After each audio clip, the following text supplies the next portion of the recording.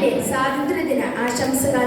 നാം നമ്മുടെ 79ാം സ്വാതന്ത്ര്യദിനം ആഘോഷിക്കുകയാണല്ലോ.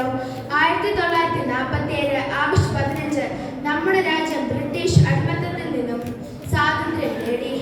അനേകം ധീര യോദ്ധാക്കളുടെ കഠിന പോരാട്ടത്തിലൂടെയാണ് ഇന്ത്യക്ക് സ്വാതന്ത്ര്യം നേടിയത്.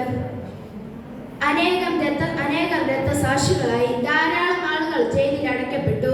ബാപ്പുജി, നേതാജി, ചാച്ചാജി തുടങ്ങിയ നേതാക്കൾ സമരങ്ങൾ മുന്നിൽ നിന്ന് നയിച്ചു. ഈ പോരാട്ടത്തിൽ പങ്കാളികളായവരെയും ജീവൻ വെടിഞ്ഞവരെയും സ്മരിക്കുവാനും ആദരിക്കുവാനുമാണ് നാം സ്വാതന്ത്ര്യദിനം ആഘോഷിക്കുന്നത്. ഇന്ന് ലോകത്തിലെ വൻ ശക്തിയായി ഇന്ത്യ മാറിയിരിക്കുന്നു. ഇന്ന് നമ്മുടെ രാജ്യം പലവിധ പ്രശ്നങ്ങളും വെല്ലുവിളികൾ നേരിടുന്നു. വിദ്യാർത്ഥികളായ നമുക്ക് ഒറ്റക്കെട്ടായി നിന്ന് നമ്മുടെ രാജ്യത്തിന്റെ നന്മയ്ക്കായി പ്രാർത്ഥിക്കാം. ജാതി മത വർണ്ണ ചിന്തകളില്ലാത്ത ഒരു ജനതയെ വാർത്തെടുക്കുന്നതിനായി നമുക്ക് പരിശ്രമിക്കാം. ഇത്രയും പറഞ്ഞുകൊണ്ട് എന്റെ വാക്കുകൾ നിർത്തുന്നു. നന്ദി, നമസ്കാരം.